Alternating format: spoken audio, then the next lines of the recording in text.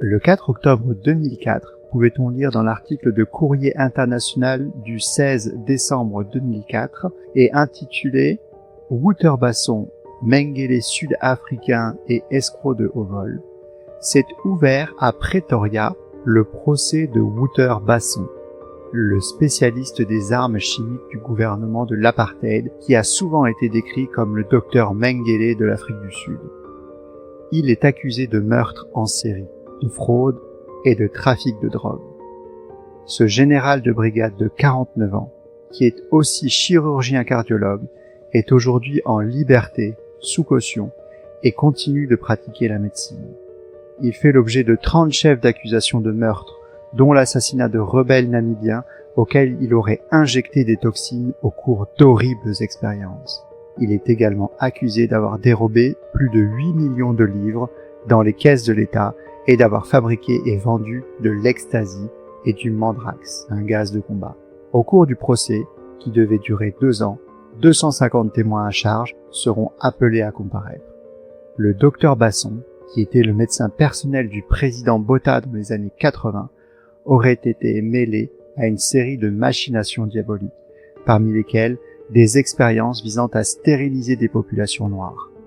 Le procès sera essentiellement centré sur les expériences médicales qui ont coûté la vie à plus de 200 personnes, dont beaucoup de rebelles namibiens de la SWAPO.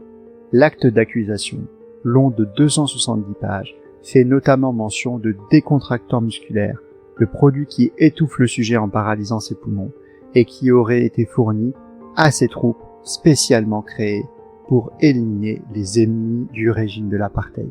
Il est décrit également un cas dans lequel le docteur Basson et l'un de ses collaborateurs, G.G. Theron, ont forcé 5 de leurs victimes à prendre des somnifères.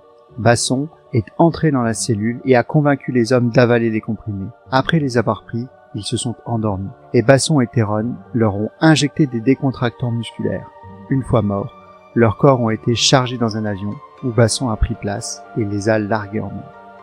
Le docteur Basson aurait également monté plusieurs complots pour faire assassiner les opposants au régime sur ordre des forces spéciales de l'armée. Dans une opération particulièrement diabolique, un tournevis aurait été bricolé pour lancer une petite bille imprégnée de toxines.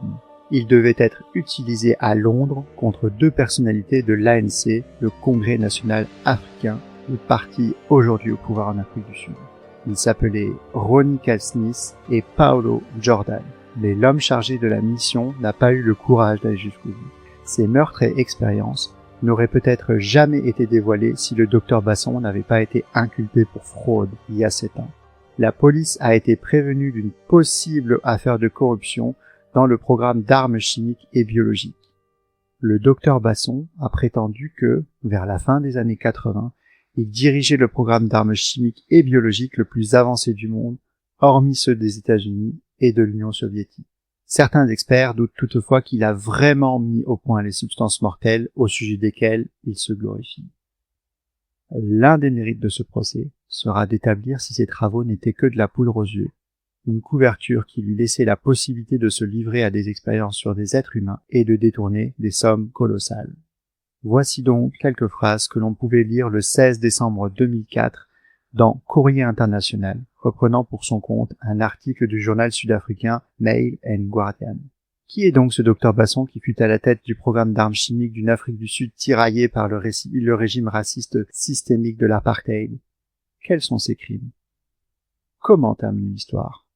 C'est le sujet passionnant de notre épisode du jour. Bonjour, bonsoir. Vous écoutez Medicine City, le podcast de True Crime médical francophone. Nous explorons ensemble les recoins les plus sombres de la cité médicale humaine. Je suis Falsiparum.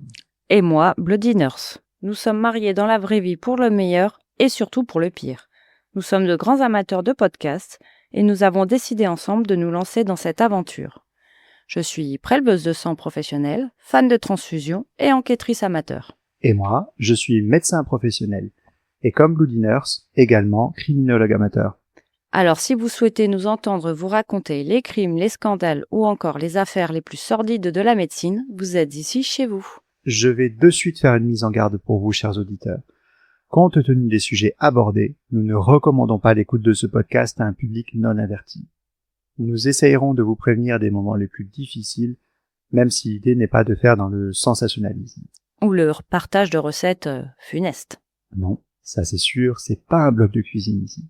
Mais sur ce Bloody Nurse, ne serait-il pas temps d'enfiler nos blues, nos stétos, et nous plonger dans l'univers aussi fascinant que sombre de la santé humaine de ceux qui la pratiquent? Allez, Falsiparum, allons-y. Mais juste avant, pensez à vous abonner à nos réseaux sociaux, nous laisser des likes et des commentaires. Oui, ou de nous rejoindre sur notre Patreon où vous trouverez du contenu bonus additionnel au fur et à mesure des épisodes et des saisons. Mais sur ce, je crois qu'il est temps de passer les portes de la ville. C'est parti. Et bonjour, bonsoir ma Bloody Nurse. Salut! Ça va? Ça va très bien, fatigué par la rentrée scolaire. Ouais. Qui a été intense, donc voilà, mais sinon ça va. C'est vrai. Moi, je suis content de te retrouver au micro. Ouais. Si dans la vie, on se retrouve tous les jours. Mais ça fait plaisir de se retrouver dans le studio, dans notre micro, avec une affaire qu'on va pouvoir se raconter au soir avec les enfants couchés. Ouais, tout à fait. Ils sont au lit, tout va bien. On a fait l'anniversaire de la grande. C'est ça. Et voilà, il y a 15 jours, on a fait un petit enregistrement, un gros enregistrement avec nos amis du scénario du pire. On est allé les voir en Belgique et ça a été une expérience formidable. C'était génial. N'hésitez pas à écouter les épisodes qui, à date où celui-ci sort, devraient être sortis, tous. Oui. Que ce soit sur les épisodes réguliers qu'ils ont sortis et qu'on a enregistrés ensemble sur leur fil habituel. Donc le scénario du pire, podcast, et sinon sur leur Patreon pour un petit épisode bonus qu'on a eu le plaisir aussi d'enregistrer avec eux. Qu'on vous conseille d'aller écouter parce que ça parle de couteau à caca. Entre autres, ouais. Entre autres. Et surtout, c'est notre deuxième saison. Oui. L'ouverture de la deuxième saison avec cet épisode. Et qui va nous réserver pas mal de surprises. Et cette deuxième saison, on va les distiller au fur et à mesure. On a des annonces à faire, on a des choses qui vont suivre et qui vont être pas mal. Ouais. Moi, j'ai déjà mes thèmes de la saison et bon, comme l'année dernière, je vais sans doute changer les 4/5 de ma programmation. C'est ça. Peu importe, on a quand même pas mal de choses à vous raconter sur les affaires étranges et bizarres et les crimes et les scandales et les affaires sordides du monde de la santé et de la médecine. Oui. Et aussi pour commencer cette saison, qui promet, comme je le disais, d'être plus formidable encore que la première, il faut qu'on salue quand même tous nos nouveaux auditeurs et commentateurs. Ça fait plaisir de voir qu'au départ, ce projet qui était une aventure de juste nous deux, tous les deux, à se raconter des histoires le soir, finalement à son petit public qui grandit petit à petit. Et de voir que vous aussi, vous aimez bien entendre ces histoires un peu sordides qu'on aime à se raconter nous. On n'a pas beaucoup de commentaires. Vous pouvez, allez-y, n'hésitez surtout pas à nous faire votre retour sur ce que vous pensez de nos épisodes. Ou même dire si vous nous aimez pas. Oui, ou même nous dire si vous nous aimez pas. De toute façon, on peut pas avancer si on ne le dit pas. Donc voilà, n'hésitez pas. Voilà. Bon bah écoute, sur ce, je pense qu'on peut y aller. Prête pour partir en Afrique du Sud sous le régime de l'apartheid. Oui. Après cette accroche qui t'a amené déjà sur des bonnes bases. Oui, ça a l'air très sympathique tout ça. Bah comme pour la première saison, j'ai décidé de traiter dans mon premier sujet de bioterrorisme parce que chacun ses péchés mignons et que j'aime bien les histoires de bioterrorisme. Alors bien sûr, on ira sur les sujets de l'unité 731 au Japon, sur les programmes russes comme Biopréparat, sur les programmes américains, sur les programmes nazis. En fait, il y a tellement d'endroits qu'on pourrait quasiment s'en faire une saison thématique tout entière. Et moi, j'aimerais ça, mais je suis pas certain que vous soyez pas complètement saoulés par une saison entière sur le bioterrorisme. Ça serait un peu long quand même. Ouais, donc je les distille comme ça. Bref, je vais parler du cas du programme COAST, et en particulier du cas de son directeur, le docteur Wouter Basson. Alors, je ne sais pas exactement comment ça se prononce à la sud-africaine. J'ai francisé pas mal la lecture de son nom, mais au moins on sait de quoi il s'agit. Et j'ai décidé de traiter de son cas en particulier parce que je pense qu'il est moins connu que les autres et que moi j'aime relativement bien sortir des sentiers battus et de faire découvrir des choses un petit peu différentes parce que je pense que tu n'avais pas entendu parler Non, de lui. du tout, je le connaissais pas, lui.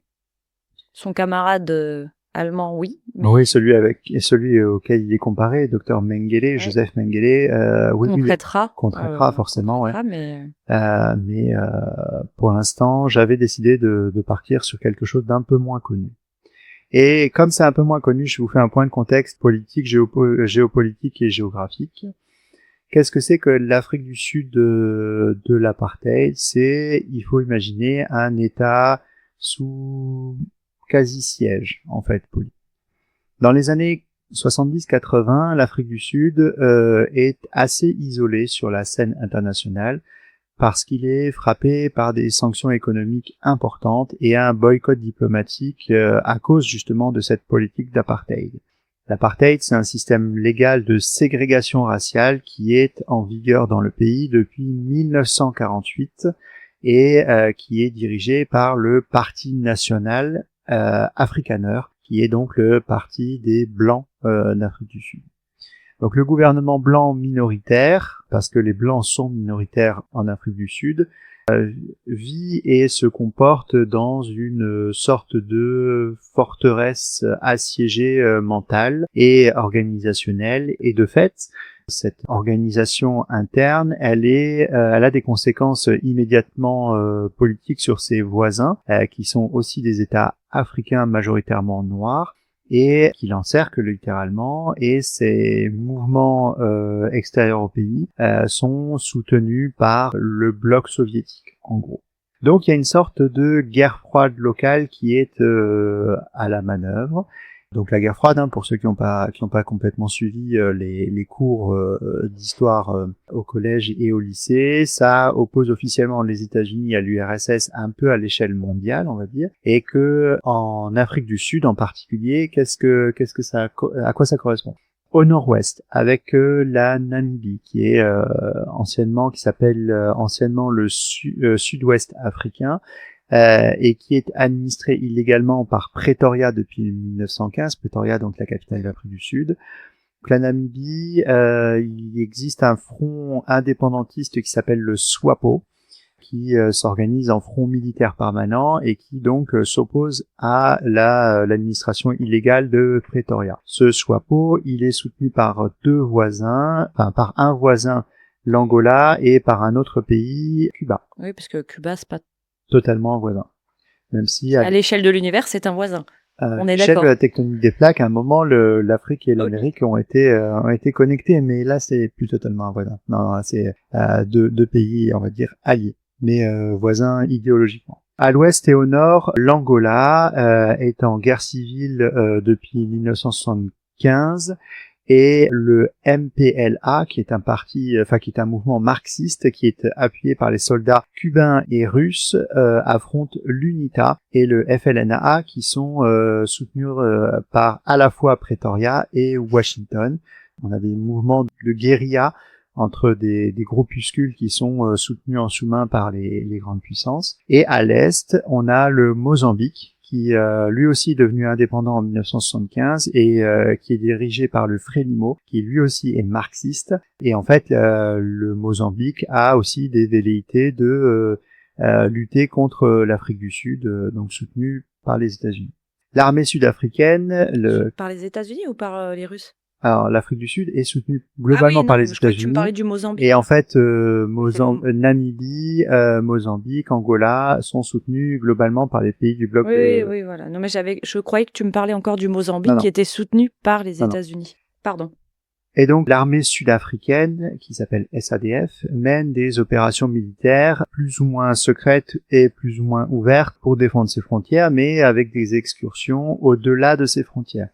Et l'idée, c'est de contenir l'expansion communiste et donc de bien sûr protéger ces zones stratégiques.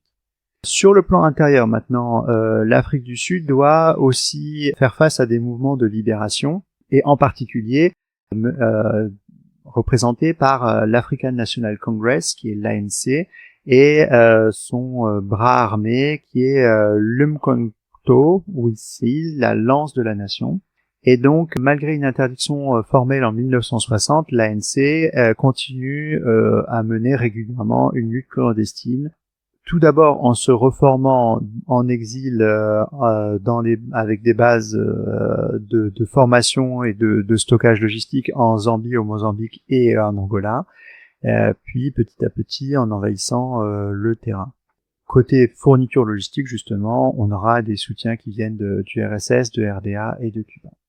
Dans sa présentation officielle, l'ANC n'est pas présentée comme un mouvement de libération, mais est considérée par le pouvoir en place comme une organisation terroriste marxiste. Et comme c'est vu comme des terroristes, le gouvernement sud-africain en place justifie toutes mesures possibles pour les neutraliser. La violence et tout, quoi. La violence et les usages de guerre bactériologique, et c'est là où on va en venir.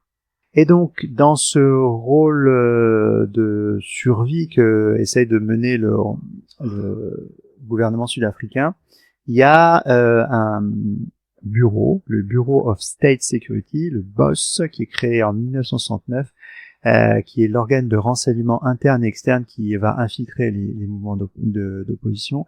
Il va être relayé il va être remplacé en 1980 par le National Intelligence Service, qui est officiellement plus orienté vers la diplomatie secrète, mais officieusement beaucoup plus impliqué dans des opérations spéciales. Alors là, on n'est plus sur de la simple information, mais aussi sur de l'activisme façon opération spéciale. Et bien entendu, ces structures vont coopérer avec les forces spéciales et l'armée, et bien sûr avec les médecins et les réseaux de scientifiques, parce que on va créer quelque chose qui s'appelle le projet COST. Ce projet COST, donc, c'est un programme officiellement scientifique avec des objectifs stratégiques et politiques clandestins. On rejoint un peu ce qu'on avait vu pour la guerre du Vietnam, avec un grand programme officiel avec des objectifs officiels, et en fait après on dérive un petit peu. Donc le discours public, lui, va évoquer la nécessité de développer des contre-mesures, notamment des vaccins, notamment des antidotes au cas où il y a des attaques, bien sûr. Alors que les documents internes parlent de recherche défensive. Et cette formulation-là, dans le domaine militaire, peut couvrir à la fois la protection et la mise en place, au point en tout cas d'armes offensives, bien sûr sous prétexte de mieux se défendre, parce que voilà quoi. Et pourquoi ils font ça? Parce que dans cette époque-là, et là aussi on reverra ça quand on parlera un petit peu des autres programmes Préparat en Russie, 731 au Japon, etc. Il y a beaucoup de rumeurs qui existent sur, des rumeurs plus ou moins fondées d'ailleurs, qui existent sur des expériences qui sont menées dans les pays des blocs soviétiques, Cuba, URSS, Angola. Il y a des soupçons d'empoisonnement ciblé, des contaminations volontaires et des agents pathogènes qui sont retrouvés. Il y a aussi une des hypothèses rapportées par les espions de Pretoria, c'est que ces projets-là ont pour vocation à provoquer des stérilisations de masse et ou un contrôle démographique par armes chimiques. C'est horrible, ça. Et c'est ce qui va lancer Basson sur ce versant-là dans le projet COST. Il s'est dit, ah tiens, ça a l'air sympa. Ouais, en fait, ça a l'air intéressant. Il faut qu'on vérifie ce qu'ils font, il faut qu'on sache ce qu'ils font, et une fois qu'il aura bien su ce qu'ils faisaient et comment ça marche, en fait, il va essayer de le mettre en place lui, mais contre ceux qu'il supposait être les auteurs de ce genre de choses. C'est fou, il n'y a pas complètement cynique. Ouais, mais il n'y a pas un pays qui échappe pas à un truc de stérilisation, un problème de... tu vois? Ouais. C'est dingue, quoi. Tous, ils ont tous voulu stériliser une partie de leur population, c'est incroyable, quoi. Ouais, tout à fait. Bref, on est dans un climat de paranoïa stratégique et qui, combiné au racisme institutionnel et au secret d'État, va créer vraiment le terreau idéal pour le développement de son projet.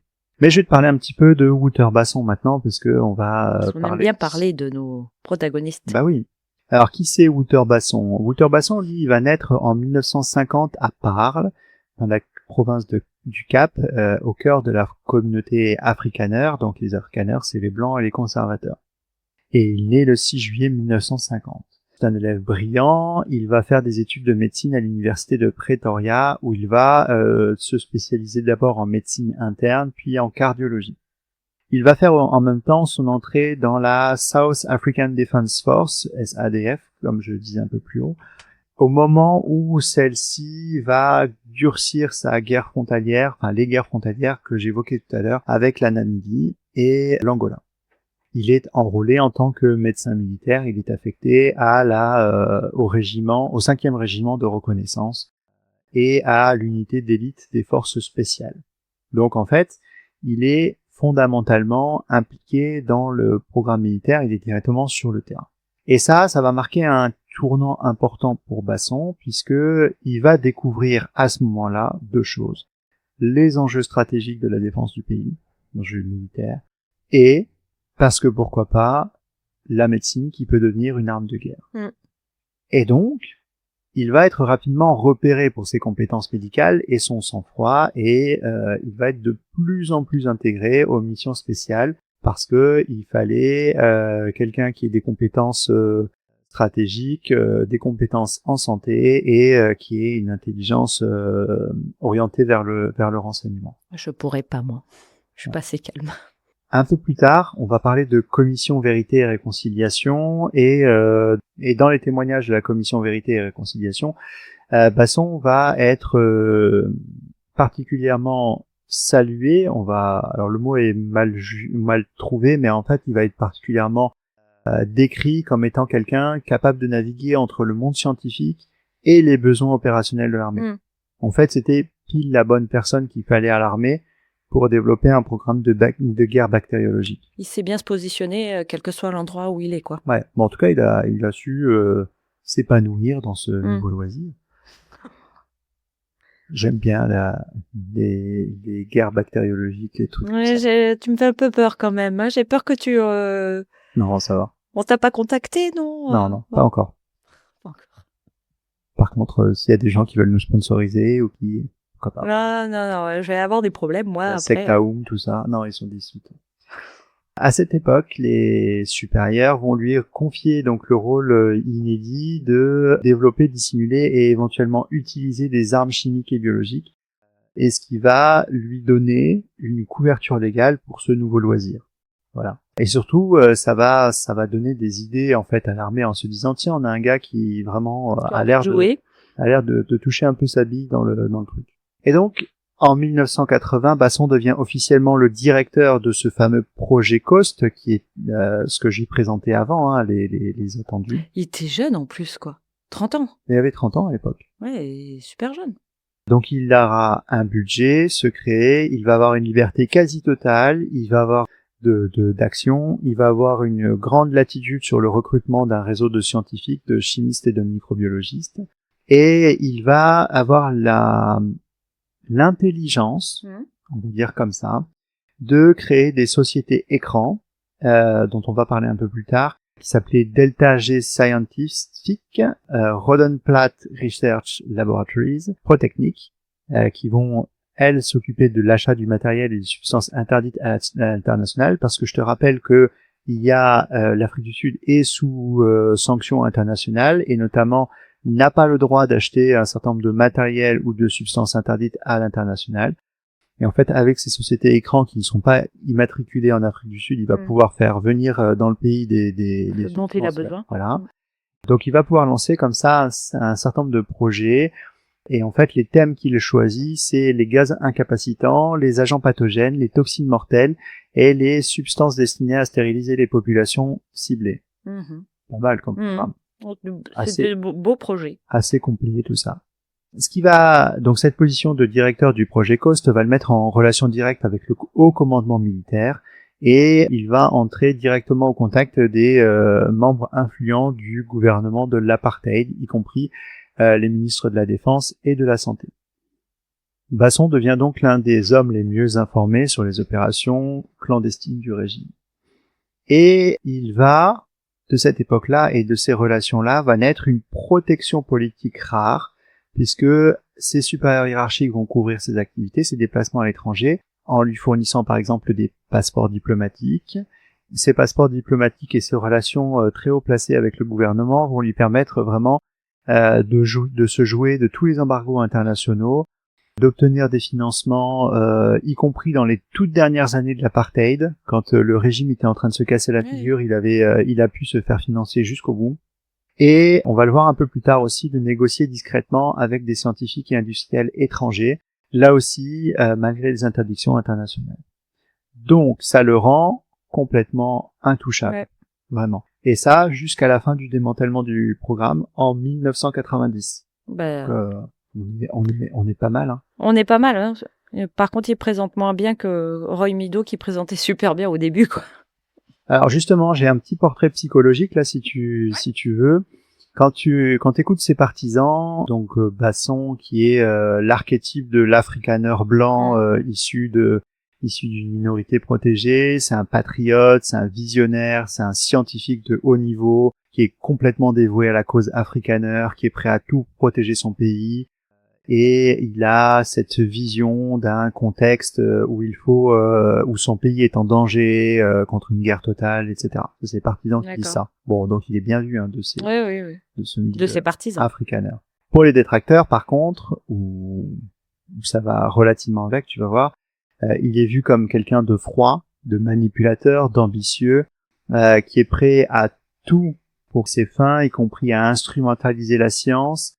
Il est en mesure de servir un pouvoir autoritaire, il a une absence totale de scrupules et d'éthique. C'est pas... En fait, ça décrit le même bonhomme, c'est le même côté de la médaille, en fait, pas le revers.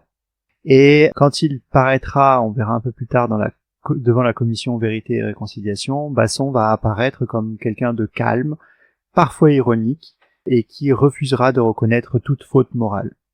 Voilà. Donc quelqu'un avec une grande aisance en société, qui aimait bien l'opacité qu'il dégageait et qui a créé une sorte de mythe quand même autour de sa personnalité, autant controversée qu'admirée par certains, quoi. Il croyait à ce qu'il faisait et probablement qu'il y croit toujours. Ouais.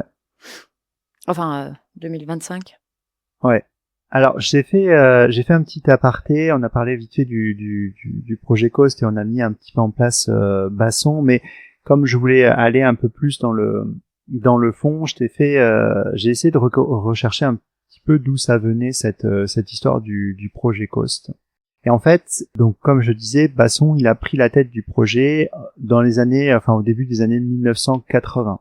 Mais j'ai vu un petit peu d'où ça venait, et en fait, dès 1971, un autre docteur, le docteur J.P. de Villiers, qui était le chef de l'unité de défense chimique du Council for Scientific and Industrial Research, il a produit une étude qui va beaucoup être utilisée par Basson et qui va inspirer beaucoup Basson.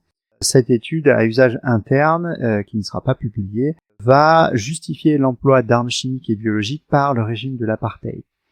Et cette étude va dire que il est intéressant d'utiliser les agents de manière proactive pour justement travailler à la survie du régime.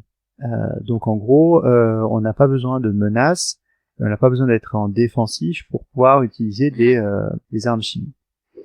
Cet article aussi et c'est pour ça que c'est un article fondateur dans la tête de Basson, il va affirmer que selon les textes du protocole de Genève qu'il décrypte, il y a une prohibition définie de la guerre avec des gaz asphyxiants, toxiques ou similaires, ainsi que par les usages bactériologiques. Mais ça, c'est quand tu fais la guerre à quelqu'un d'autre. Oui. Que ton pays. D'accord. Si c'est une guerre interne, tu fais ce que tu veux, quoi. Si c'est une guerre interne, c'est pas interdit. D'accord. C'est pas explicitement interdit, donc c'est autorisé. Et donc, le 16 juin 1976, il y a le pays, l'Afrique du Sud, connaît des émeutes importantes à Soweto. Et les membres de la police sud-africaine ouvrent le feu sur des écoliers noirs qui protestaient contre l'enseignement obligatoire de l'Afrikaans, donc la langue parlée par les Blancs, dans les écoles. Et donc la police tire à balles réelles sur la foule pour réprimer les émeutes et elle tue un certain nombre de manifestants. Il y a une crise diplomatique qui se fait et ça attire l'attention du gouvernement, et en particulier le chef de l'armée à l'époque, qui se dit tiens, il faudrait qu'on ait plus que des balles pour pouvoir maîtriser cette foule. Parce que voilà quoi, c'est pas suffisant. C'est pas suffisant. Et donc ça part de ce constat-là, de ce double constat que peut-être le protocole de Genève est à interpréter de façon particulière, et deuxièmement, il nous faut plus que des balles réelles pour contrôler la foule. Et donc, la première utilisation en Afrique de substances toxiques contre des populations et utilisées comme arme de guerre va être faite à la fin des années 70, donc juste vraiment peu de temps après, ils ont vraiment pas mis du temps, beaucoup de temps après, pendant ce qui était la guerre du Bush en Rhodésie du Sud. Et en fait, l'armée sud-africaine, alors la Rhodésie du Sud, c'est juste à côté de l'Afrique du Sud, c'est pas en Afrique du Sud, et justement pour voir un petit peu, pour tester ces substances toxiques, l'armée sud-africaine va donner à une milice qui s'appelle les Scouts de Selous. J'en parlerai peut-être dans un autre épisode des Scouts de Selous, parce que c'est une milice qui a utilisé pas mal, qui était sans foi ni loi sur l'utilisation de toxines, etc. Et donc en fait, tester ces toxines en conditions réelles, et l'armée sud-africaine va donner aux Scouts de Selous à partir de 77 des souches bactériologiques, des gaz incapacitants, etc., etc. Et bien entendu, eux, sans aucune vergogne, vont les utiliser sur leurs opposants. Donc voilà, on a une attestation de l'usage de produits chimiques sud-africains pendant la guerre du Bush en Rhodésie du Sud. Il faut savoir que ça a vraiment servi de laboratoire d'essai à grande ampleur pour tester tout un tas de trucs. Et en fait, ils ont testé l'usage de vêtements contaminés, ils ont testé l'usage de cigarettes empoisonnées, ils ont utilisé aussi des fournitures médicales trafiquées ou empoisonnées, de la nourriture bien sûr, les boissons bien sûr. L'aspersion de toxines, c'était aussi quelque chose de testé. Enfin bref, ils ont à peu près tout testé en conditions réelles en Rhodésie du Sud. Du bien dégueulasse, quoi. Ouais. Moi, je trouve ça, c'est encore pire que les guerres de tranchées, les trucs comme ça, parce que tu vois ton adversaire. Là, c'est ah bah tiens, je te donne un cadeau, mais en fait, c'est empoisonné, c'est horrible, quoi. Tout à fait. Et en gros, pour faire le point un peu général, les substances qui étaient utilisées en Rhodésie à ce moment-là, c'était majoritairement le thallium, les organophosphates, l'amorora, en gros les anticoagulants, le bacille du charbon, l'anthrax, et choléra.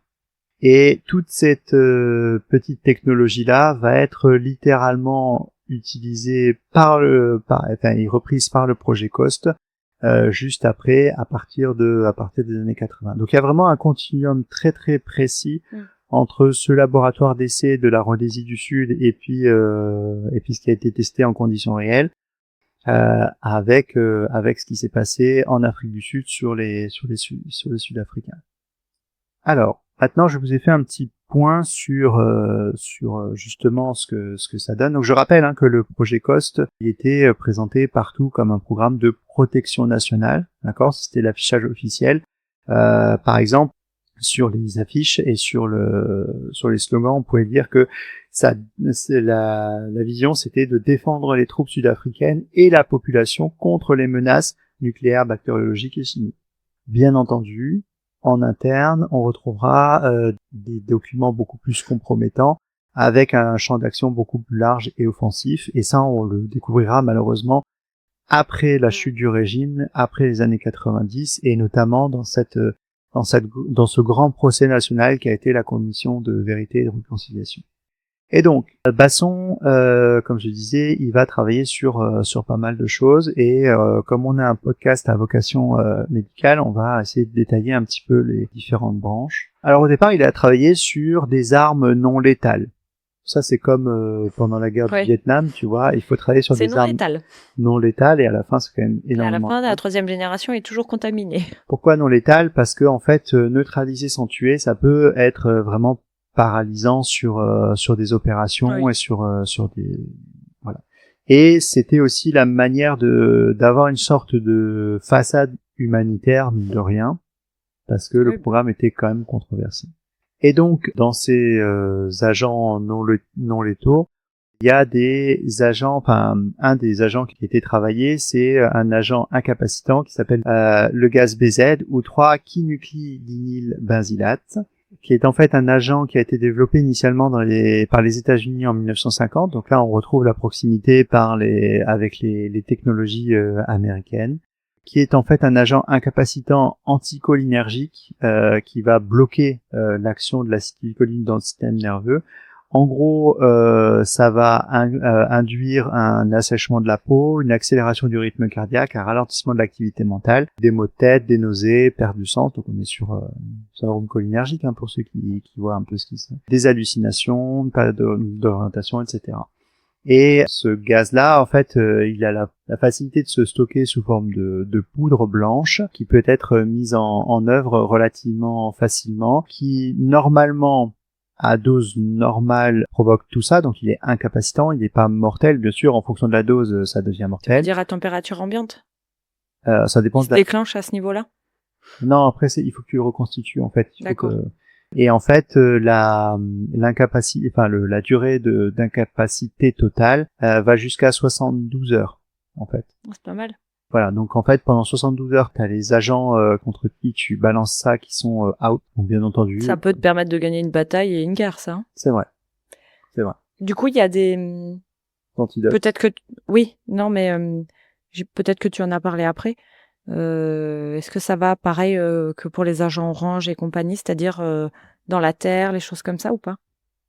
Alors celui-là, il n'y a pas d'accumulation dans la terre. D'accord. Alors ensuite, il a travaillé sur le fentanyl, le bon vieux fentanyl, qui est un opioïde synthétique puissant, dont on entend quand même beaucoup parler ces dernières années, avec la crise du fentanyl aux États-Unis notamment, qui, comme tous les opioïdes, peut provoquer un état de sédation plus ou moins profonde, des pertes de conscience, une dépression respiratoire. Le gros avantage, c'est un effet quasi immédiat dans les quelques secondes à quelques minutes. Par contre, ce qui se voit relativement d'ailleurs aussi dans la crise des opiacés aux États-Unis et dans tous les pays qui sont concernés, c'est que c'est une substance à marge thérapeutique, comme on dit, étroite, c'est-à-dire que la dose létale est très proche de la dose incapacitante, qui est elle-même très proche de la dose d'effet, et ce qui fait que globalement, l'usage entre guillemets non létal est assez aléatoire, très dépendant de la capacité des gens à le métaboliser. Pas sur les quantités. Voilà. Quoi. Donc en fait, on est très vite sur quelque chose qui est prévu pour être non létal et qui en fait est assez souvent létal. Et puis après, il y a aussi donc ça c'était les agents incapacitants, essentiellement à visée neurologique, on le voit. Il y a aussi des agents irritants ou incapacitants modifiés. En l'occurrence, on va voir des gaz lacrymogènes. Bon là, il va classiquement travailler sur le fameux gaz CS, le 2-chlorobenzylidène, malonitrile, ou le gaz CN, qui est le chloroacétophénone, qui sont des gaz lacrymogènes connus, encore d'usage actuellement, et qui sont là pour irriter donc les voies les voies lacrymales des manifestants, maximiser la dispersion des foules. L'idée c'est que les voies respiratoires, donc le système digestif, sont touchés en l'espace de 20 à 60 secondes, et donc il y a une activation intense des voies lacrymales, une irritation des voies respiratoires, des nausées, des vomissements et une salivation accentuée. Les voies lacrymales, ce sont les yeux. Celles qui fabriquent les larmes. Oui, précise. Et pour le coup, là aussi, la dose faisant le poison, comme dit l'adage, à forte dose, on peut avoir des hémorragies internes, des œdèmes pulmonaires, une détresse respiratoire et une défaillance multi-organes avec rein, cerveau, foie qui peuvent être vulnérables. Pour le coup, normalement, les effets durent quelques heures, se dissipent une fois que la personne est placée dans un environnement sec, avec un environnement frais et sain. Bien entendu, le projet COST va essayer de modifier ces gaz-là pour les rendre un peu plus incapacitants et un peu plus toxiques encore. Voilà. C'était déjà pas assez, apparemment. C'est ça. Donc là, des versions, j'allais dire, améliorées qui ont été développées. Malheureusement, elles dépassaient assez souvent le seuil de non-létalité, comme on dit. Donc, finissaient par tuer les gens, finalement, en particulier les personnes vulnérables comme les enfants ou les asthmatiques. Voilà. Bien entendu, Wouter Basson, comme il est créatif, a essayé de créer des agents mixtes, savoir que des agents qui combinaient le côté sédatif du fentanyl et irritant des gaz lacrymogènes, donc tu t'endors et tu baves de partout. Le problème, c'est que ça crée simultanément douleur, confusion, perte d'autonomie motrice, et donc ça te neutralise rapidement une cible, mais cette cible-là peut assez rapidement reprendre. Décéder des conséquences de ce produit-là. Donc, du coup, t'as dit qu'il a essayé, il a réussi, oui, mais il n'a pas été mis en application ou... Alors, ils ont été tous mis en application. D'accord. Et en fait, ça, de ce dont je te parle là, ont tous été réussis et au moins appliqués une fois, mais pas forcément à grande échelle. D'accord, ok. Voilà. Parce qu'en fait, l'idée, c'est que c'était quand même de se parer de bonnes intentions et de pas passer directement pour un génocidaire, en fait. Oui. Tu vois. Il faut que les gens ils restent vivants quand même s'ils sont handicapés, il faut qu'ils restent vivants. Mais par contre, dès qu'ils bougeaient un peu, hop, c'était le bon moment pour aller asperger de gaz incapacitants, de ci et ça. Donc là, on était sur l'aspect éthique et sur le côté humanitaire, parce que on travaillait sur des produits qui étaient non létaux. Hein. Oui. Il a développé aussi des armes létales et incapacitantes. Clairement, il a travaillé là-dessus. C'est surprenant que ça soit pas le cas. Ouais. Et étonnamment, tu seras pas très étonné à mon avis. Étonnamment, le développement des armes létales et incapacitantes, c'est le point qui a utilisé le plus d'argent et le plus de moyens du projet COST, puisque là, pour le coup, il a mis vraiment le paquet. Et donc là, il a travaillé sur, par exemple, les gaz innervants. Donc innervant, ça veut dire qu'il modifie complètement le fonctionnement des neurones en les détruisant. En fait, hein. Et donc, en particulier, les deux gaz innervants probablement les plus célèbres, le VX et le sarin. Le VX, qui est sans doute un des pires poisons qui soit, est considéré comme l'un des agents chimiques les plus toxiques jamais synthétisés. Donc, il est incolore, inodore. Une exposition cutanée de quelques milligrammes peut être mortelle en moins de 15 minutes. Et donc, du coup, tu peux en plus envoyer de la quantité. Ah ouais. Enfin, il n'y a pas besoin de beaucoup pour pouvoir... Une des pires saloperies qui soit, le VX. Donc, il a travaillé là-dessus. Et il a travaillé aussi sur le sarin. Le sarin, c'est, pour ceux qui s'en rappellent, le gaz qu'avait utilisé la secte Aoum pour l'attentat du métro. Donc, le sarin, lui, il est plus volatile. Il va agir par inhalation. Il peut agir aussi par contact cutané. Il va provoquer des convulsions, une paralysie respiratoire et une mort assez rapide du fait de la paralysie respiratoire. Donc il les a travaillés et puis il a étudié comment on pouvait les stocker, les disperser et il s'est allié pour ça au programme britannique, soviétique et iranien. Britannique ? Ouais. Ah ouais. Ah ouais. Alors il a allé chercher des savants un peu partout qui savaient faire ce genre de choses. Ok.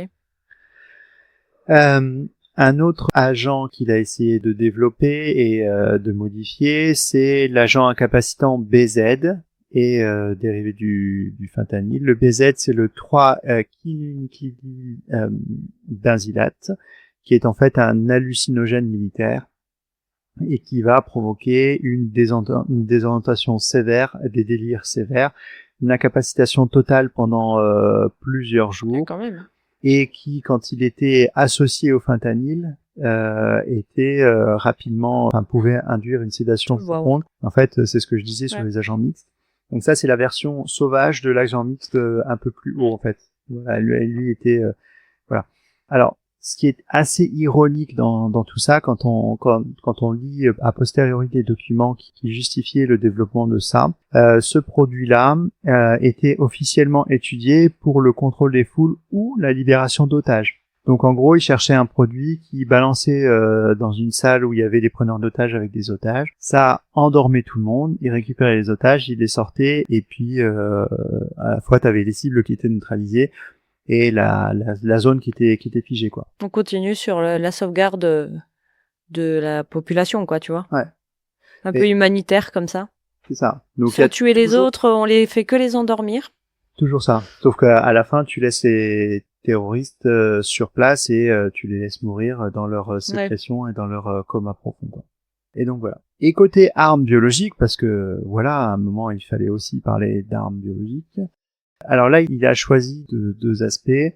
Le côté chimique, les poisons, et le côté bactériologique, les agents, les différents agents bactériologiques. Donc côté poison, il en a développé deux essentiels, un vieux médicament et un vieux principe actif et un autre qui est un peu plus récent. Le plus récent, c'était le Brodifacoum, qui est un anticoagulant mortel, c'est la Morora en fait, c'est une Morora modifiée. C'est quelque chose qui était connu et développé dans les années 70. Au départ, c'était un rodenticide classique, ça a été développé comme étant de la Morora. Donc le mécanisme, c'est vraiment un mécanisme anti-vitamine K. Quand on inhibe la vitamine K, on provoque des saignements. On accélère la fluidification du sang. Et donc, en inhibant de façon complète la régénération de la vitamine K, ça provoquait des hémorragies internes massives et souvent fatales et sans traitement. Et oui, parce que j'imagine que tu peux pas donner de vitamine K pour que ça soit suffisamment rapide pour que ça agisse. Son avantage côté guerre chimique, c'est qu'il peut être incorporé à des aliments ou des boissons sans en modifier le goût. Et que côté avantage aussi vu d'un point de vue guerre chimique, c'est que l'action se voit plusieurs heures ou plusieurs jours après. C'est-à-dire qu'en fait, tu ne te rends pas compte au moment où tu as été empoisonné, c'est que tu vas mourir un peu plus loin quand tu te mets à faire des hémorragies, et là, c'est trop tard en fait. Donc, c'est difficile de relier précisément le moment où tu l'as pris du moment où tu as été empoisonné, quoi. Donc voilà, pour ce qui est de l'autre principe actif. Il a choisi de développer une toxine vésicante assez ancienne, la cantharidine. Quand je dis assez ancienne, c'est qu'elle est connue depuis le 19e siècle et même depuis 1810 parce qu'elle a été isolée la première fois par un Français qui s'appelait Pierre-Jean Robrequet et qui est un produit naturel en fait qui est produit par des insectes qui est retrouvé dans l'hémolymphe de ces insectes et qu'ils utilisent comme étant un poison défensif quand ils sont agressés. Et on retrouve ça notamment sur un certain nombre de mouches et d'insectes. Je vous passe les noms scientifiques de ces mouches-là. Et donc ça, c'est quand il a été isolé en 1810, mais c'est un produit encore plus ancien puisqu'il est connu depuis l'Antiquité. Et pourquoi un produit est connu généralement issu de la nature? C'est soit parce qu'il a des vertus médicinales particulières, soit parce qu'il a des vertus aphrodisiaques particulières. Bah oui, c'est comme ça que les hommes repèrent les choses. Et donc, depuis l'Antiquité, il est connu comme un aphrodisiaque. Et alors, il est connu comme potentiellement dangereux, mais bon, vu les faits, il est quand même hyper recherché, parce que même si c'est quitte à risquer sa vie, autant risquer sa vie en forme. Voilà. Et voilà. Et en fait, cette substance active, donc la cantharidine, elle provoque la libération de substances inflammatoires sur les muqueuses qu'elle touche. Et donc elles peuvent provoquer des irritations au niveau de la peau, des muqueuses, du tube digestif, des lésions rénales. Et comme elle est excrétée par les reins et la vessie, quand elle passe dans la vessie et quand elle passe dans l'urètre, ça provoque une petite irritation, une irritation interne qui va stimuler la muqueuse et qui va provoquer, en particulier chez l'homme, des érections qui sont plus longues et plus intenses. Donc ça veut dire que c'est assez rapide à s'éliminer dans le corps. Oui, ça relativement rapide à s'éliminer, ouais. Et pour ceux qui aiment les anecdotes historiques, et moi j'en fais partie, je sais pas, ça te parlait toi la cantharidine ou pas? Ah, pas du tout, non. Alors moi quand j'ai lu le truc, je me suis dit tiens, ça me dit quelque chose, et en recherchant un peu plus loin, je me suis dit, bah oui, forcément, je sais d'où ça vient. C'est que le président Félix Faure, tu sais, le président qui est mort en se faisant faire une fellation par sa maîtresse alors qu'il était en fonction. Et ben en fait, il y a une rumeur qui dit qu'en fait, il avait consommé de la cantharidine justement pour ses effets aphrodisiaques. D'accord. Et qu'il a eu un surdosage, parce que le surdosage peut provoquer des irritations et des problèmes de rythme cardiaque, et que c'est probablement ça qu'il a fait défaillir. Et c'est aussi, alors du coup, en cherchant un peu plus loin dans sur le produit, j'ai aussi trouvé qu'on en mettait dans le Ras El Hanout, tu sais, l'épice du couscous, pour le côté irritant. Ouais, je mange pas assez de couscous pour savoir si ça a de l'effet aphrodisiaque. Ouais, mais il n'utilise pas que là-dedans en plus, quoi. Ouais. Que aujourd'hui, on en trouve encore dans la pharmacopée moderne de la cantharidine. On trouve encore des médicaments qui en contiennent, et notamment des produits virucides, donc qui luttent contre les virus. Et enfin, c'est cette substance particulière qui fit tomber pour empoisonnement et sodomie le marquis de Sade. Eh ben, dis donc. Ouais. C'est pas rien. On se couchera moins tard. Essayez d'écouter ça après 23h, s'il vous plaît. C'est ça. Et sans les enfants. C'est ça. Bon, bref, pour revenir un petit peu à notre sujet après cette toute petite digression historique, donc c'est une substance qui était connue depuis longtemps, avec une dose à partir de laquelle elle devient problématique. On l'a vu avec Félix Faure, et donc cette dose d'environ 0,5 mg par kilo, elle peut être rapidement atteinte. Et les effets apparaissent 2 à 6 heures après l'ingestion, et donc là c'est intéressant également, puisque tu te mets à avoir des symptômes alors que tu es déjà loin de celui qui t'a empoisonné. Tout à fait, ouais. Donc c'est mange un repas de midi, puis c'est un agent qui peut être utilisé comme incapacitant autant que létal en fonction de ce que tu as envie de faire, quoi. Et l'idée c'était pour le coup plutôt orienté vers des cibles politiques du mouvement. Tout à fait, oui. Voilà, parce que comme ça ça pouvait passer par un empoisonnement, ou enfin par une maladie, par exemple rénale ou des choses comme ça, sans être vu comme un empoisonnement, quoi. Ça fait très, tu sais, les empoisonnements réalisés par, il y a une femme italienne qui était connue pour ça. Il y a eu plusieurs podcasts sur le sujet. Oui, voilà. L'Aqua Tofana. Ouais. Ça fait très, tu vois, Italie Renaissance, tous ces empoisonnements à la cour, tout ça. Et en plus de ça... Mais c'est moins romantique, pour le coup. En plus de ça, les 2 armes que je viens de te dire, le Brodifacoum et la cantharidine, elles passent sous le radar, puisque des armes chimiques, puisqu'en fait, c'est des substances domestiques relativement faciles à trouver ou à produire, et donc, pour le coup, c'est plus facile.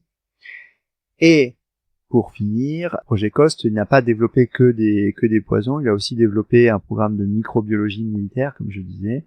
Il a touché au Bacillus anthracis, le bacille du charbon, ou autrement appelé par nos amis anglo-saxons l'anthrax, et qui, comme on en parlait dans l'épisode 1 de la première saison, c'est un pathogène à haut potentiel létal qui est capable de survivre très longtemps sous forme de spore. Donc il y a cette capacité de résistance environnementale assez formidable, une facilité de dissémination qui est colossale. Et pour le coup, il y a eu des cultes de bacilles du charbon dans les laboratoires de la société Rodenplatz Research Laboratory, avec des essais à grande échelle. Et tout à l'heure, je parlais des scouts de Selous.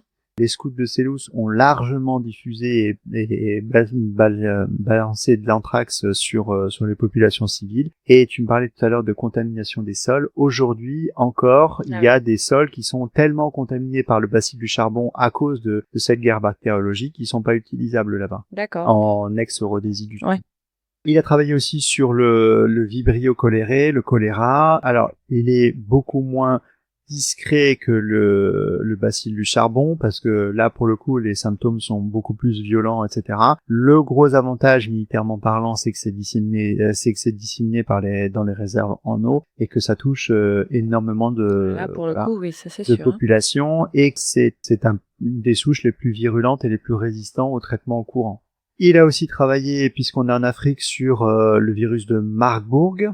C'est un virus proche de l'Ebola qui fait des fièvres hémorragiques qui sont mortelles dans plus de 80% des cas. Il n'est pas certain qu'il a été utilisé comme arme chimique, celui-là. Il a travaillé dessus, il a essayé de faire en sorte que, sachant que Ebola comme Marburg, ce sont pas des bonnes armes chimiques parce qu'en fait, certes, elles sont mortelles dans 80% des cas, mais elles sont trop rapidement mortelles. Et le risque, c'est pour leur propre population. En fait, tu contamines beaucoup moins de monde qu'avec un choléra ou avec un bacille du charbon, en fait, par exemple. Et donc, t'as un gros impact immédiat, mais finalement, t'as pas une épidémie massive. Voilà. Ah oui, je pensais que du coup, le risque, c'était que ça se dissémine trop vite sur le reste. Justement, ça se dissémine pas trop vite parce que c'est très rapidement incapacitant. Donc, voilà. Puis après, il a développé tout un tas d'autres bactéries modifiées, des staphylocoques, des choses comme ça, juste pour voir un petit peu les résistances aux antibiotiques et pour provoquer des épidémies. Mais là aussi, c'est jamais sorti des laboratoires. Alors, il aurait aussi, mais alors là, c'est plus controversé, il aurait aussi eu des projets démographiques. Et en particulier, certains témoignages disent qu'il a essayé de travailler sur des contraceptifs invisibles, administrables à l'insu de populations via l'eau, via les produits alimentaires, via des faux vaccins, etc. L'idée, c'était de rendre stériles ou de contrôler les populations sans les tuer, de façon à ce que, en fait, même les populations s'éteignent. Du coup, il y a eu une augmentation de la stérilité, ou une baisse de la natalité ou pas? Alors, c'est compliqué à dire parce qu'au niveau démographique, c'était une population en très grande augmentation, donc il n'y a pas eu d'impact majeur. Non, parce que s'il l'avait vraiment utilisé à grande échelle, on saurait. Il n'a pas réussi à l'utiliser à grande échelle. Il l'a utilisé à petite échelle. Oui, puis même, c'est controversé, donc du coup, c'est même pas... Et alors, quand on lit un peu les documents, il y a pas mal qui évoquent l'usage de la vaccination comme outil de stérilisation de masse. Tu vas pas nous donner des... Et justement, parce que la vaccination, c'est quelque chose qui évoque controverse pas mal en ce moment, j'ai regardé de façon un peu plus précise sur ce point-là. Et en fait, à ce jour, il n'y a aucune preuve crédible qu'un programme de stérilisation par vaccination visant spécifiquement les populations noires ait été mis en œuvre par Wouter-Basson et ou le projet COST. Par contre, clairement, il y a eu des travaux et des intentions dans ce sens qui ont été documentés et qui ont fait l'objet de recherches. Donc en fait, il a eu l'idée, il a voulu le faire, mais a priori, il l'a pas fait. Et ce qu'on sait en fait avec les sources, c'est que il a plutôt utilisé des contraceptifs administrables à leur insu via l'eau et l'alimentation. Donc là, on est sur des anti-hormones et ou des modificateurs hormonaux que les vaccins n'ont jamais fait. Les vaccins qu'il avait développés n'ont jamais eu l'efficacité escomptée. Il a eu effectivement des visées eugéniques, mais que ça n'a jamais été au-delà de ses simples pensées. Et comme tu disais, il a jamais réussi à contrôler de façon massive la démographie et la fertilité des populations noires qu'il ciblait, quoi. Donc voilà pour ce qu'il a développé. Donc il a quand même développé pas mal de choses, les produits chimiques, la microbiologie, produits de modification de la stérilité. Il n'a pas eu recours, parce qu'encore une fois, il était plus sur le côté poison à distance, etc.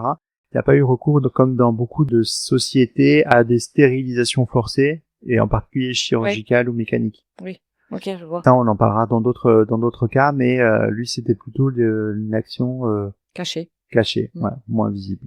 Et justement, en parlant de cachet, il faut que je te fasse un tout petit point sur les sociétés écrans qu'il utilisait, parce qu'en fait, comme je le disais, il a créé 3 sociétés écrans qui servaient à soutenir son activité. La première, c'est Delta G Scientifique, qui était une société écran pour la production et l'achat de précurseurs chimiques. Ces précurseurs chimiques étaient interdits et ils étaient souvent, Delta G Scientifique, comme son intitulé était la recherche scientifique, sous couvert de recherche donc scientifique et industrielle, acheter ces précurseurs et en fait les transférer au projet COST.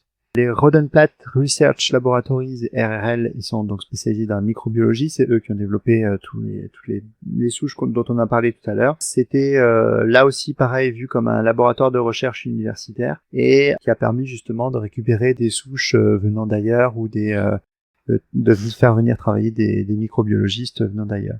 Et Protechnic Laboratories, c'était lui officiellement un centre de recherche défensif sur les agents chimiques et donc pour se protéger contre les agents chimiques faisait venir des agents chimiques pour justement entre guillemets, voilà, il nous faut du matériel pour pouvoir savoir contre quoi on se défend, quoi.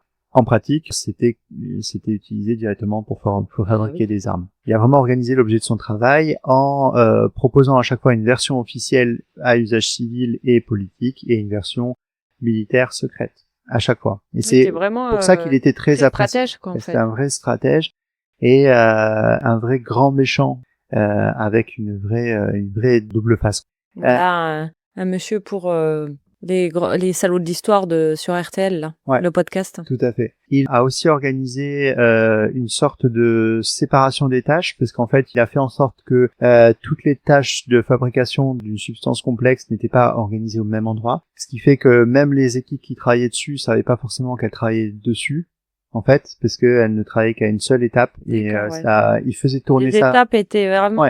Il a même pensé à ça. Et après, il a organisé un stockage dispersé des différents produits et des différentes souches et puis des différentes armes qu'il avait dans pas mal de sites pour que, en cas où il y ait une inspection internationale, parce que je rappelle que le pays était sous embargo, en fait, qu'il puisse s'en sortir quand même.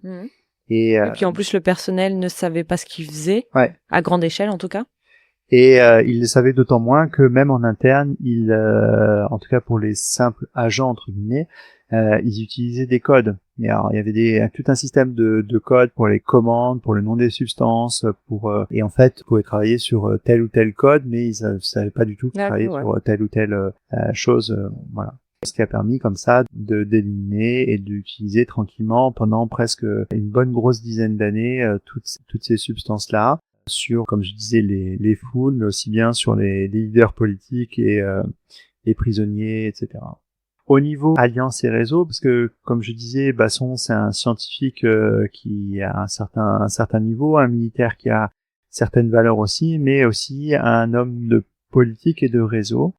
Et en fait, il a travaillé pendant toutes ces années-là, et malgré l'embargo, avec des entreprises en Europe, aux États-Unis, en Asie, avec des intermédiaires plus ou moins officiels. Quasiment partout, quoi. Ouais, en fait, il travaillait avec le monde entier, tout le monde le connaissait, et voilà. En particulier au niveau étatique, il aurait eu des échanges avec Israël, notamment des échanges d'informations sur les protections nucléaires, bactériologiques et chimiques. Il doit en dire 3 normalement de pays. Ouais, il y en a comme 3. Les marques. C'est ça. Par contre, avec Israël, il n'y a pas de preuves formelles, et même après les procès, etc., d'un soutien direct aux armes offensives, mais par contre, il y a eu des discussions techniques entre militaires israéliens sur les usages militaires de tels produits, quoi. Par contre, il n'y a pas eu d'échange de technologie direct avec Israël. Avec les États-Unis, pour le coup, c'était des contacts ponctuels via des scientifiques privés. Il n'y a pas eu de soutien officiel étatique. Par contre, il y a eu de l'achat de matériel et de substances chimiques aux États-Unis. Et le pays avec lequel il a probablement le plus collaboré, c'est l'Allemagne. Alors je rappelle, on est dans les années 90, et dans les années 80. Ça s'est fini dans les années 90. Donc l'Allemagne dans les années 80, il y avait RFA et RDA. Oui, RDA. RFA, c'était l'Allemagne de l'Ouest, et RDA, l'Allemagne de l'Est. Et donc en fait, il a travaillé beaucoup avec les sociétés basées en RFA et avec les grandes sociétés pharmaceutiques de RFA, et sous couvert soutenues par la RDA. Sous couvert de recherche pharmaceutique. Ouais. C'est marrant ça. Et donc, bon an mal an, voilà, ça a tenu 10 ans. Et on l'a su, comme je disais, en fait, Wouter Basson, il est tombé suite à une simple fraude, en fait, fiscale, qu'il a faite. Et toutes ces révélations-là... Il ne pouvait pas s'arrêter, quoi. Il fallait en plus qu'il fasse une fraude, quoi. Ouais, on a vu un petit peu les éléments sortir au moment de la commission Vérité et Réconciliation, qui a eu lieu en 1996, donc après la chute de l'apartheid, et qui était... principalement l'espèce de grand procès national qui a eu lieu sur... Alors ça a été créé en 1995, donc par la loi sud-africaine de promotion et d'unité nationale, justement dans le cadre de la transition démocratique et la fin de l'apartheid qui, je rappelle, tombait en 1994. Et l'idée, c'était d'éviter une chasse aux sorcières et puis donc des purges, tout en garantissant que les crimes graves commis entre 60 et 94 soient exposés au grand jour. Donc l'idée c'était d'établir la vérité, de donner la parole aux victimes et d'obtenir une amnistie conditionnelle aux auteurs en échange d'aveux complets et vérifiables. C'est pour ça que cette commission a permis de savoir quand même beaucoup de choses sur ce qui s'est passé dans le programme COST, parce que en échange de cette amnistie complète, Oui, il fallait qu'ils disent. il fallait qu'ils disent tout et D'accord. voilà. Et donc pour le coup, bon là je vais pas revenir en détail sur comment ça a fonctionné, mais globalement pour chaque sujet il y avait des témoignages, et pour ce qui est du projet COST, il y a eu 21 000 témoignages enregistrés. Ah, quand même. Il y en a 2000 qui ont été entendus en audience publique, et puis ça a permis de mettre au jour quand même pas mal de choses. C'est impressionnant quand même. Ouais. Wouter Basson, lui, il a été convoqué, bien entendu, il a été entendu. Comme je disais, son attitude était calme, sûre de lui, complètement, entièrement calculée, parfois ironique. Il a toujours nié toute intention offensive, a toujours affirmé et resté sur les éléments de langage du but strictement défensif de ses actions. A toujours affirmé que ce qui était la vérité, c'était les documents officiels, voilà. Par contre, ses collaborateurs, qui étaient des scientifiques, des techniciens et des officiers, complètement, ont clairement balancé un peu plus de détails que lui, et ont été un peu plus prolixes, quoi. Mais il en est resté à cette position-là de moi j'ai fait ce que je devais faire et j'ai fait ça pour défendre la nation. Oui, il est propre, il est honnête avec pourquoi il a été embauché, quoi.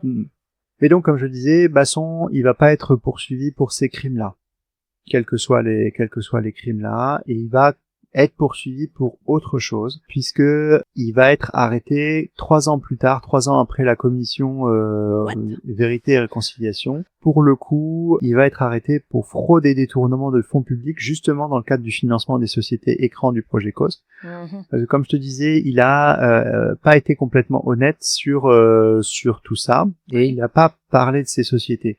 Il n'a pas parlé du financement, il n'a pas parlé de l'utilisation des fonds. D'accord. Donc en fait, derrière, il a été rattrapé par la justice en disant attention, on a une amnistie possible, mais il faut le deal, il faut que tu nous racontes la vérité, toute la vérité, quoi. Voilà, la vérité, toute la vérité. Donc ils le font tomber pour fraude et ils le mettent en accusation. Et là, ils essayent de lui coller 60 chefs d'accusation sur le dos. Donc bien sûr, fraude, détournement public, mais aussi trafic de drogue, parce qu'en fait, il a distribué des psychotropes, de l'ecstasy, du mantrox, du fentanyl, trafic de drogue. Ils essayent de lui de rattacher la violation des conventions internationales, convention sur les armes biologiques de 72, convention sur les armes chimiques de 93, et bien entendu tous les meurtres et tentatives de meurtre qui étaient présumés être non liés létales aux usages de substances toxiques.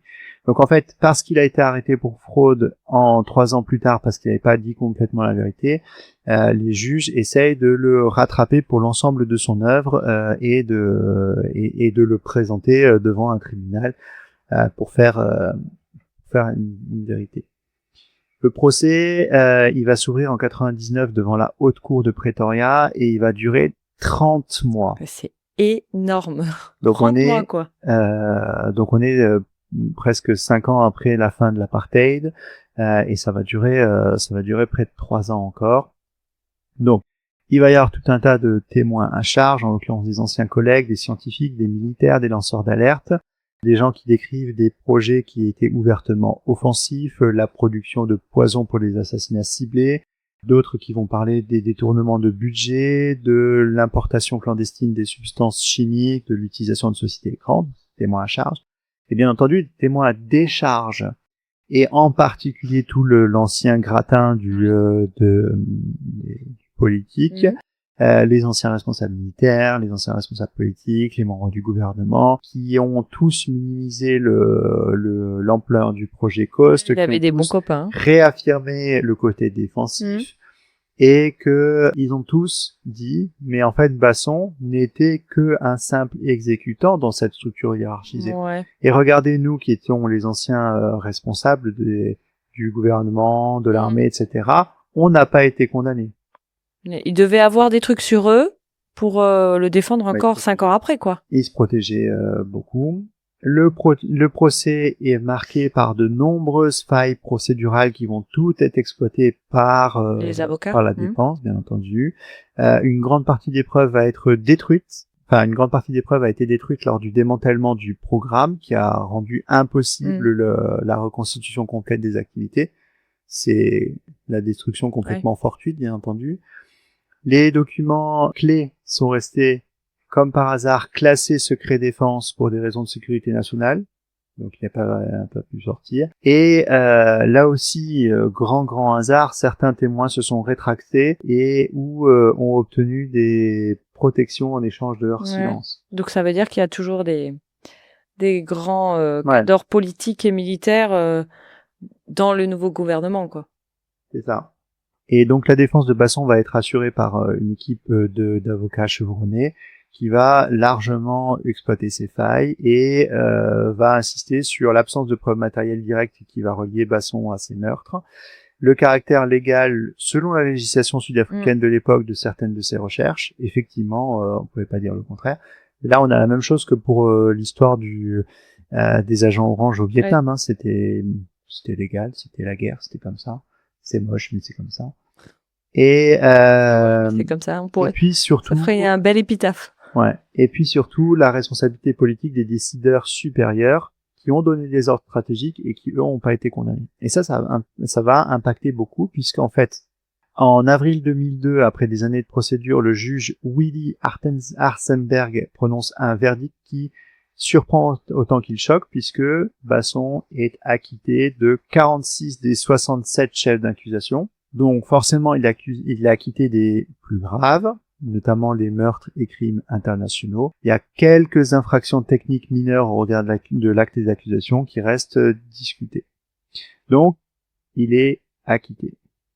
Et vous devez pas être serein, Willy Hartzenberg. Ouais. Après.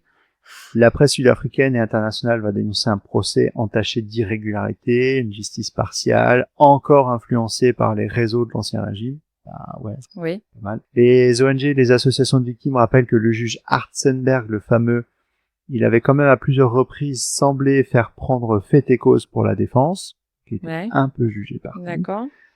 Et la commission Vérité et Réconciliation avait recommandé des poursuites plus étendues, mais beaucoup d'éléments n'ont pas été retenus par la Cour. Donc en fait, le fameux juge Hartzenberg n'est peut-être pas si indépendant. Oui, c'est ça. Ouais. Et donc, ce qui fait que aujourd'hui, on a encore vraiment beaucoup de zones d'ombre sur ça. Est-ce que les preuves ont vraiment été détruites avant la fin de l'apartheid, comme quand ils ont senti que ça se finissait. Ouais. Ou est-ce que ils ont été incinérés juste avant le procès. Voilà, c'est toujours comme ça. Les bases de données scientifiques ont été soit effacées, soit mises sous couvert de secret défense. Là aussi, quand est-ce que ça a été fait, par qui ça a été fait et pourquoi. Certains témoins qui se sont rétractés un peu plus tard ont affirmé que les installations avaient été démantelées de nuit par les forces spéciales sud-africaines justement avant les procès et avant que les Nations Unies s'en mêlent, quoi. Donc tout ça pour dire que c'est un procès qui laisse un petit peu beaucoup de zones d'ombre et beaucoup de mystères sur lui. C'est les populations, enfin les victimes qui doivent être en colère, quoi.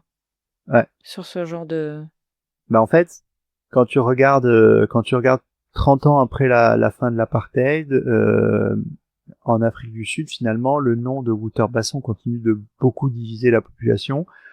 Les vétérans de l'armée, les partisans de l'ancien régime considèrent que c'est un héros militaire, un scientifique pragmatique qui a servi son pays, c'était la guerre et voilà.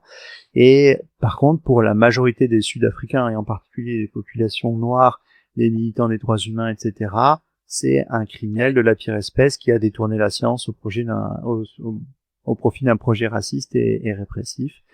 Donc c'est un héritage vraiment complexe. Complexe. Pour le coup, pour revenir à Mengele dont on parlait au début, il y a peu de gens qui ont défendu Mengele après la Deuxième Guerre mondiale. C'était compliqué quand même, Mengele. Hein. Ouais. Mais là, pour le coup, tu vois, on compare un peu les deux. Déjà, il y a quand même les grands politiciens, ils sont tous partis en Amérique du Sud déjà. Donc, il n'y avait pas grand monde pour le défendre, quoi. Ouais. Et puis, eux, leur objectif, c'était de tuer et pas de conserver des populations. Donc, il y avait des preuves. Il y avait les camps de concentration. Donc, Ouais. enfin, du coup, il y a un chouïa de différence, quoi. Ouais. Bref. Et malgré tout, cette histoire de l'affaire Basson, le projet Coast ont eu quand même un retentissement sur le fonctionnement international et en particulier il y a une surveillance accrue des programmes chimiques et biologiques. Alors malheureusement, il faut que les programmes soient mis en œuvre pour que derrière on se dise tiens, il faut qu'on bouge. Et donc après les révélations, il y a plusieurs pays et organismes internationaux dont l'ONU qui ont renforcé l'organisation pour l'interdiction des armes chimiques qui s'appelle l'OIAC et donc qui ont renforcé les inspections, en particulier les pays qui ont mis en place ce que l'ONU appelle la recherche duale, c'est-à-dire un complexe civilo-militaire en fait où tu as une grande proximité entre les civils et les militaires. En gros, c'est les pays développés qui ont cette dualité-là. Et la Convention des armes biologiques, la BWC, et la Convention des armes chimiques, la CWC, ont été cités comme référence pour justement éviter un programme clandestin de l'ampleur du programme COST. Donc en fait, se disant attention, nos radars permettent trop de zones grises en dessous et donc voilà. Et ils se sont dit il faut s'adapter pour éviter que ça se reproduise. Et les États membres ont accru leur coopération pour détecter les activités suspectes et notamment celles qui étaient hébergées derrière des sociétés écrans pour justement cacher des. Voilà. Et donc c'était un peu un cas d'école de justement pour justement développer des contre-mesures. Et maintenant, donc Basson a été acquitté en 2002. Qu'est-ce qu'il est devenu après? Il a repris son boulot de cardiologue. Tout à fait. Voilà. Comme tout va bien, la vie reprend son cours. Et a repris son activité de cardiologie. Et en plus, il a de la clientèle. À Cape Town, dans le secteur privé. Et là aussi, des partisans qui voient qu'il est blanchi, réintégré, réinséré, qu'il n'y a aucune raison qu'il puisse pas exercer librement, et des détracteurs qui dénoncent une insulte à la mémoire des victimes. Je pense qu'ils ont pas complètement tort. Ouais. Alors, la question de son droit à exercer à la médecine a quand même donné lieu à plusieurs procédures devant le Health Profession Council of South Africa, le HPCSA.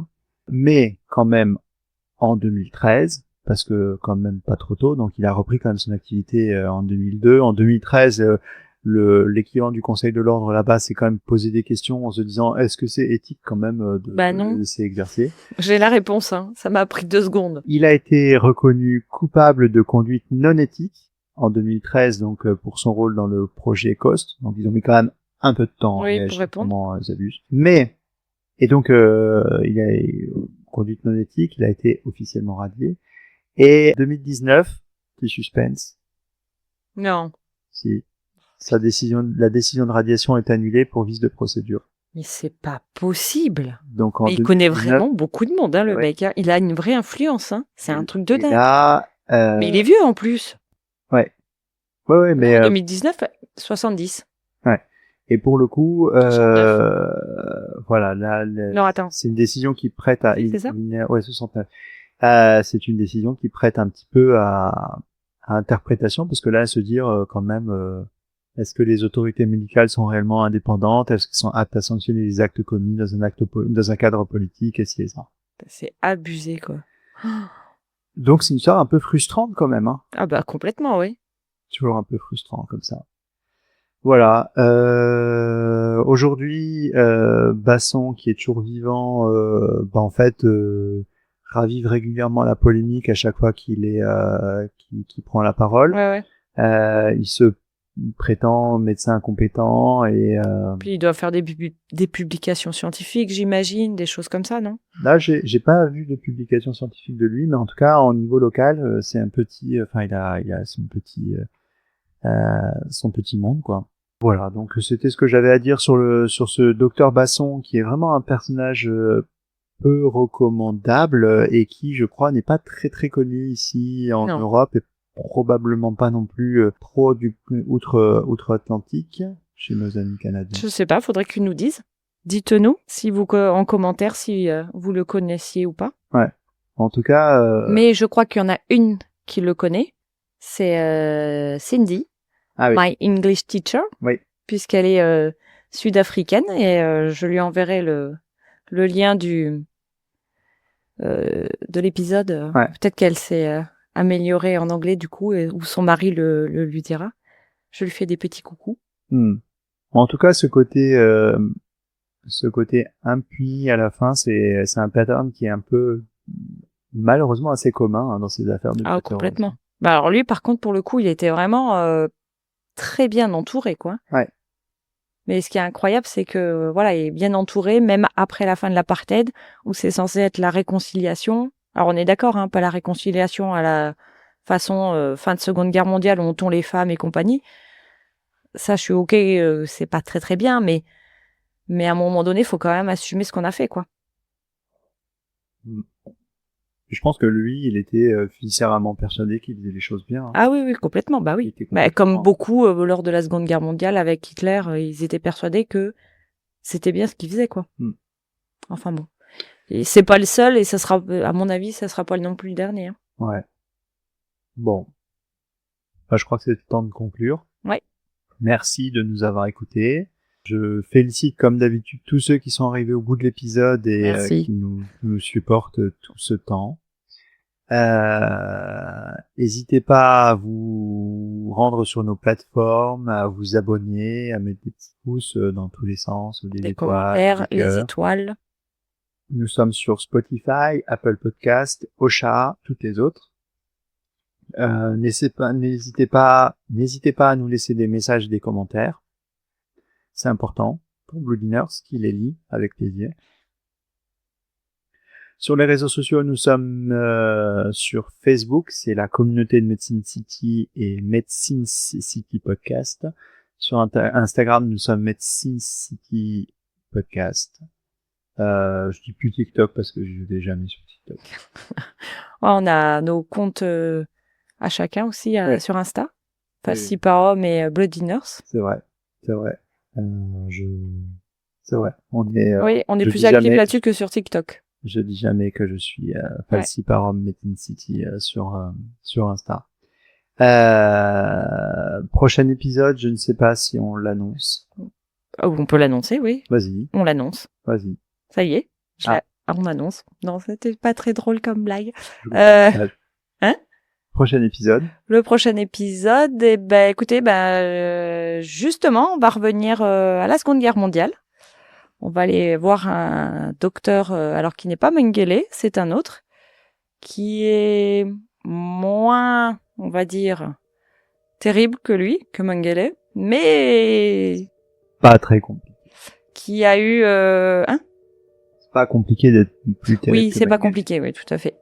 Mais qui a eu un impact et qui a encore un impact aujourd'hui sur son travail. Donc, je vous laisserai découvrir ça. Mais voilà, c'est beaucoup de travail pour lui. Donc, ça me prend un peu de temps.